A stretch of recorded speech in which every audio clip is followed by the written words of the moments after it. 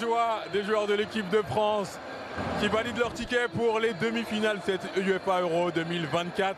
Au bout du suspense, grâce à la séance des tirs au but, victoire 5-3 de l'équipe de France face au Portugal. Messieurs, sur New World TV, on a vécu une soirée de football exceptionnelle. Que c'était dur, c'était difficile. En même temps, ça va le cœur? L'ascenseur émotionnel, il monte et il reste comme ça. Mais le tir au but restera quand même quelque chose de très émotif. Écoutez, content pour l'équipe de France. Ils sont en demi-finale. C'est ça les grandes nations du football. C'est ça les grandes équipes. 0 but dans le tournoi. Ils ont marqué un penalty avec Mbappé. Mais jusqu'à présent, ils n'ont pas marqué de but, mais ils sont en demi-finale. C'est ça la mentalité, c'est ça, la valeur des grandes équipes. On voit les larmes de Pépé, consolées par Cristiano Ronaldo. Deux grands champions, on l'a dit, à eux deux, ils ont 80 ans. Mais deux grands champions qui ont fait leur match, surtout Pépé qui a été impressionnant. Pépé a été superbe, j'ai apprécié tout le long de son tournoi. Il a joué avec l'expérience, la vista et surtout une intelligence défensive à montrer dans les écoles de foot parce que c'est un patron à 41 ans. Faire deux quarts de finale, huitième écart, c'est exceptionnel. En tout cas, je lui tire mon chapeau et je veux dire que les deux équipes n'ont pas démérité. C'est les tirs au but, mais ça fait partie du sport. On va revenir sur la séance de tirs au but avec les Français qui ont parfaitement tiré. Les 5 tireurs français ont réussi leur tir. Côté portugais, il y a eu cet échec. Cet échec, et c'est la pression. Encore une fois, quand on tire les pénaltys, chez vous le disiez la dernière fois, il y a énormément de pression. Là, c'est pas le club. Au niveau du club, ça va encore. La pression, elle est énorme. Mais au niveau continental, au niveau de tirer un pénalty pour son pays, la pression est juste énorme. Et moi, ce qui m'a fait plaisir, c'est Ousmane Dembélé qui a pris la décision de prendre le premier pénalty pour les Français, parce qu'on sait, hein, après peut-être Mbappé et autres, c'est le plus expérimenté. C'est un des leaders, oui. Donc c'est un leader, donc il a montré la voie à ses jeunes frères. Et quand j'ai vu Barcola prendre son pénalty... C'est ça, on s'est dit qu'on a vu Barcola arriver. Quand j'ai vu Barcola, ça m'a fait un peu peur parce qu'il est très très jeune. Mais bon, il a assuré, c'est beau de voir tous ces jeunes-là en train de grandir. Et ils vont être le visage de cette équipe de France dans le futur. Basile, Bradley Barcola, l'insouciance qui rentre dans son match et qui marque ce tir au but. Il faut avoir plus que du cœur. Il faut avoir plus que du cœur, il était concentré. Il a fait ce qu'on lui demandait. Il est rentré, il a provoqué, il a essayé de déborder. Et puis bon, on voit Cristiano Ronaldo qui repart vaincu, mais en même temps, quel sportif quoi. Mais je pense que ce match-là nous a démontré qu'en Europe, on pouvait compter sur le Portugal parce qu'avec un effectif comme ça, ils peuvent aller loin dans d'autres compétitions. Cheil, le Portugal sort en quart de finale. C'était un des favoris de la compétition. Il y aura forcément des conséquences à tout ça. Cristiano Ronaldo a sûrement joué son dernier match pour un Euro. C'est un échec, une déception? Je pense que c'est un échec énorme pour lui parce que bon, je pense que côté personnel, côté collectif, il a une fois gagné l'Euro, hein, tu me diras, mais bon là je pense qu'il doit être mécontent parce que je connais l'homme, il a envie de tout gagner. Et ce qui m'a vraiment touché, comme il a dit, hein, l'ascenseur émotionnel, quand on voit un grand joueur, un grand défenseur qui est Pépé en l'âme, c'est touchant. Par rapport à tout ce qu'il a donné au football mondial, ça fait des années qu'il est là, ça fait des décennies qu'il joue au football. Et aujourd'hui, le voir en l'âme comme ça, c'est lui le guerrier qui est toujours derrière Cristiano, à le motiver, en lui parlant de ne pas pleurer. On a vu à chaque fois quand Cristiano passe des moments difficiles, c'est lui qui est toujours là pour répondre présent. Aujourd'hui, c'était le contraire. Et je suis content d'avoir le match qu'il a fait. C'est un match complet, il était énorme. Comme il a dit le tonton Basile, expérience. Comment un joueur comme Thuram n'arrive pas à prendre Pépé de vitesse, ça prouve tout. C'est son intelligence sur le terrain, il est juste immense. C'est deux joueurs qu'on va vraiment manquer sur le terrain de football. Je voudrais, Basile, revenir sur le match d'un de vos chouchous de la compétition, Mike Maignan, qui a été décisif encore une fois, qui a finalement permis à l'équipe de France d'arriver jusqu'à cette séance de tir au but sans encaisser de but une nouvelle fois. Clean sheet pour l'équipe de France. C'était lui le dernier rempart. Dans ses gestes techniques, on voit ses plongeons, sa main ferme, son jeu de pied, et en même temps, il est toujours en équilibre. Tous ses gestes sont parfaits.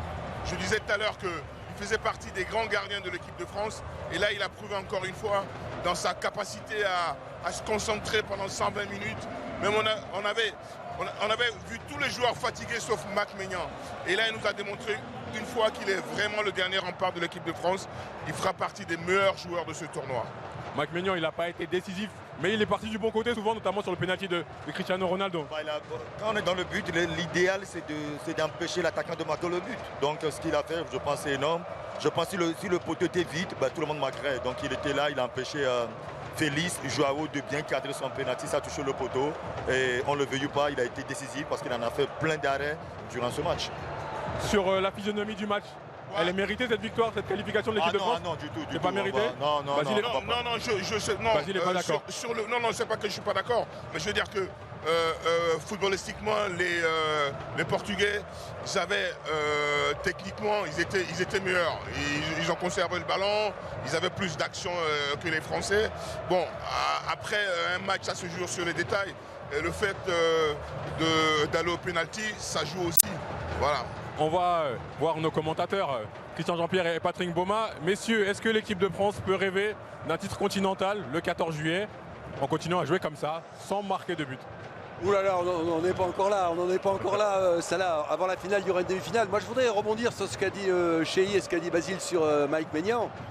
Parce que si on prend un peu de recul sur le parcours de l'équipe de France dans ce championnat d'Europe des Nations, Mike Maignan, c'est 2 ou 3 arrêts décisifs par match. Vous prenez tous les matchs, la Pologne, l'Autriche, à chaque rencontre. Il a été décisif. Et franchement, si on est encore en vie ce soir côté français, on le doit à Mike Maignan, qui marque de son empreinte le football français, qui peut encore faire des miracles en demi-finale. Mais Patrick, là, je fais confiance à votre expérience. Moi, je me dis que l'équipe de France, à un moment ou à un autre, il faut marquer des buts. Il faut marquer des buts. L'Espagne aura, il me semble, un jeu beaucoup plus attrayant que ce qu'on a vu ce soir de la part des deux équipes. Ce qui veut dire que l'équipe de France devra absolument lever son niveau de jeu. Il ne faudra pas simplement bien défendre parce que j'ai peine à croire qu'ils arriveront à défendre la cage inviolée pendant 90 minutes, voire plus. Il faut voir des joueurs comme Dembélé, peut-être un peu un degré moins comme Barcola, mais c'est sûr que quand on a des Mike Maignan, des Saliba, on a quand même certaines garanties. Mais le jeu, il faudrait quand même qu'on réussisse à lâcher les chevaux côté équipe de France. C'était comme du 50-50 ce soir jusqu'à la fin de match qui semblait favorable aux Portugais. Ça ne peut pas suffire toute la compétition. Il va y avoir de plus en plus de fatigue. Il faudra être bon en début de match pour éviter d'avoir des écueils de fin de match, comme devoir aller à la prolongation ou au tir au but. Sur New World TV, ça là, on va suivre ça avec beaucoup d'attention. Moi, je suis pas sûr que Kylian Mbappé soit apte pour la demi-finale. On aura des infos via son papa. Je suis pas sûr du tout qu'il soit en mesure de la jouer. Il semble une nouvelle fois touché à son nez. Il a semblé le dire à Didier Deschamps. Après, moi, je trouve que j'ai parlé de Mike Maignan. L'autre grosse satisfaction de la soirée, parce qu'il faut se mettre à sa place, il a 21 ans, c'est Bradley Barcola. Il rentre dans une séance de tir au but. Il s'est passé un truc au bord de la touche avec Olivier Giroud. Là encore, on aura des infos. Je pense qu'Olivier Giroud, et c'est peut-être très humain de sa part, a dit je ne le sens pas. Donc il n'est pas rentré à la fin. Quand Guy Stéphane est venu le voir, peut-être qu'il ne sentait pas cette séance de tir au but, alors qu'il a 37 ans de l'expérience. Et Bradley Barcola, 21 ans, s'est pointé avec son insouciance, son courage, parce qu'il en faut du courage pour aller taper un tir au but face au gardien portugais qui était redoutable. Et il l'a mis au fond. Et franchement, moi, Bradley Barcola, je l'ai vu débarquer en début de saison au PSG. Je me suis dit, quand il a signé au PSG, mais il vient à Paris, mais il ne va même pas jouer, il y a trop de monde. Et il a joué à Paris. Et non seulement il a joué à Paris, mais en plus, il a gagné sa place en équipe de France. Donc je suis vraiment très admiratif de ce joueur, de tout ce qu'il procure au football et ce qu'il nous a donné comme joie ce soir sur la séance de tir au but. La seule chose que j'aimerais dire, c'est que s'il n'avait pas marqué, on va dire pourquoi on est allé jeter un jeune comme ça dans la fosse au lion. Je pense que ça, c'est un faux débat, c'est un faux discours. On peut avoir le joueur le plus sûr, il peut manquer. Vraiment, on peut aller sur tout type d'études si l'on veut. Il y a un moment qui arrive, c'est qu'on pose le ballon et parfois on n'est plus le même. Et ça explique des manqués. Et ça, vous l'avez dit en direct sur Joao Félix. Vous l'avez senti?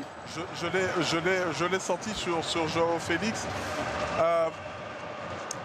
la façon de l'attitude. C'est un joueur qui est beaucoup plus désinvolte en règle générale, beaucoup plus calme, même s'il ne joue pas toujours. Il a une carrière où finalement il ne s'en sort pas par rapport à toutes les prétentions qu'il y avait par rapport à un joueur qui a coûté très cher à chaque fois qu'il a été transféré d'un club à l'autre.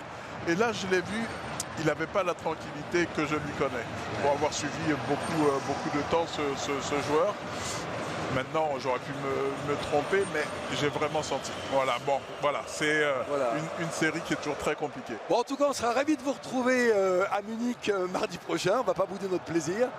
Et féliciter cette équipe de France parce que vous le vouliez ou non, des Carlo Ancelotti, des Didier Deschamps sont des machines à gagner. Quand vous prenez leur palmarès et tout ce qu'ils ont fait, c'est des entraîneurs qui emmènent et qui tirent les équipes vers le haut. Des machines à gagner qui ont la recette pour gagner. Patrick disait le jeu. Ouais. Est-ce que l'équipe de France peut s'en sortir autrement qu'on l'a vu, qu'une solidité défensive? J'ai envie de croire, mon cher Patrick, que l'équipe de France aura les capacités avec le jeu espagnol qui va très vite. C'est l'adversaire idéal pour la France? J'ai envie de croire parce qu'il y a presque la moitié des joueurs qui ont joué dans le championnat espagnol et qui connaissent plus ou moins tous les joueurs espagnols. J'ai envie de croire que l'équipe de France va s'en donner un petit peu à son jeu qui faisait d'elle l'une des plus grandes équipes mondiales. Aujourd'hui, depuis que le tournoi a commencé, elle nous a montré vraiment une face franchement négative. Il n'y a pas eu de but, il n'y a pas eu d'occasion nette, il n'y a pas eu de finition comme on a vu dans le temps. Aujourd'hui, l'équipe de France doit, dans ce match contre l'Espagne, nous montrer quand même un visage positif. Cheyi, un autre visage de l'équipe de France en demi-finale, c'est possible?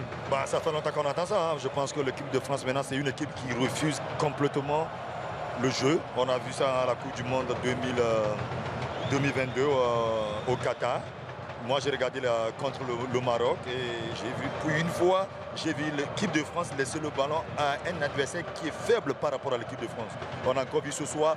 Ce soir, je pense qu'il y a quand même challenge sur le papier.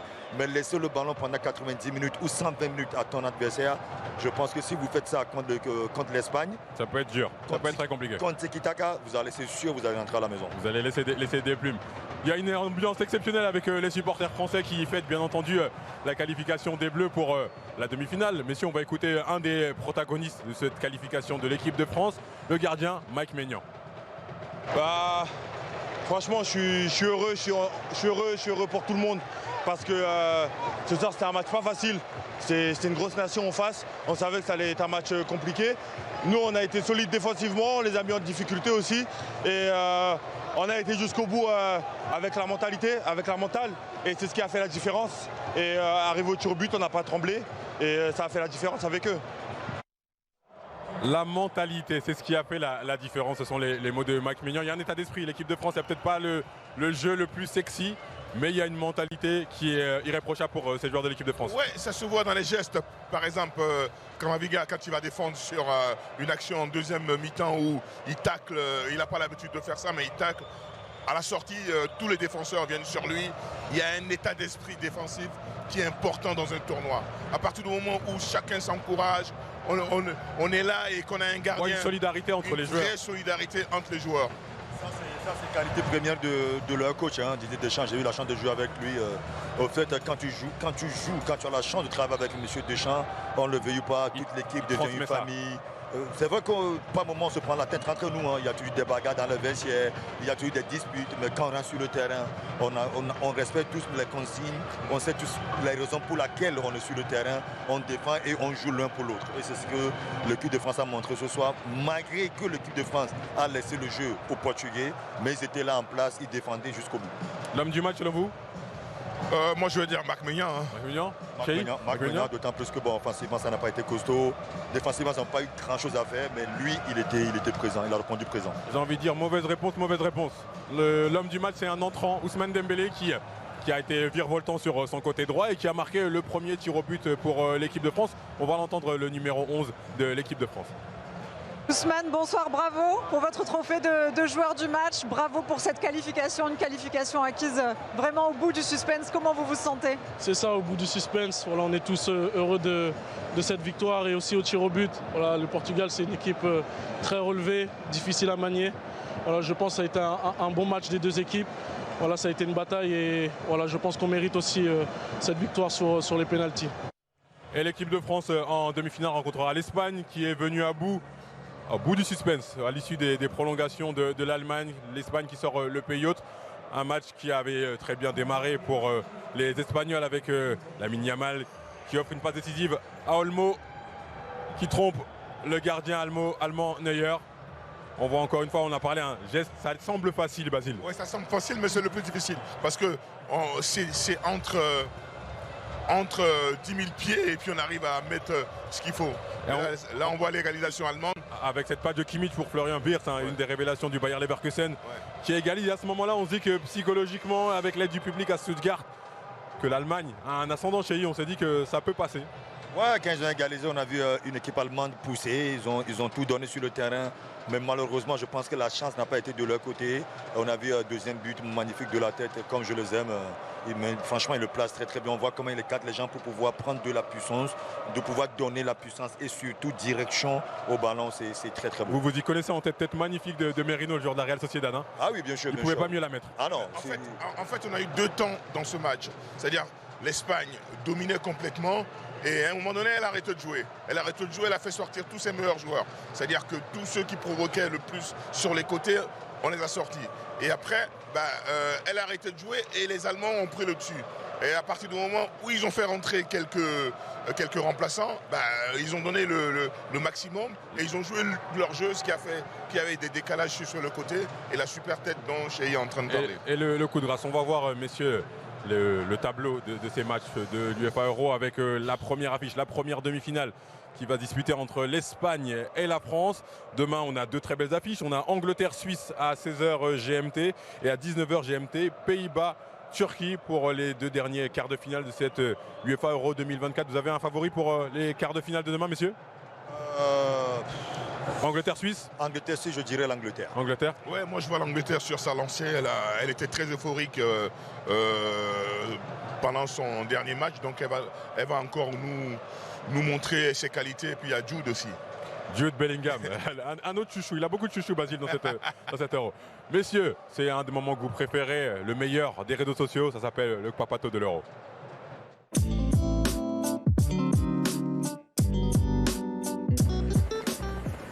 C'est Antoine Griezmann que vous voyez là, champion de Saône-et-Loire. Une de ces fresques comme on en croise un certain nombre sur les bords du Tour de France. Je crois que c'est la première de l'année.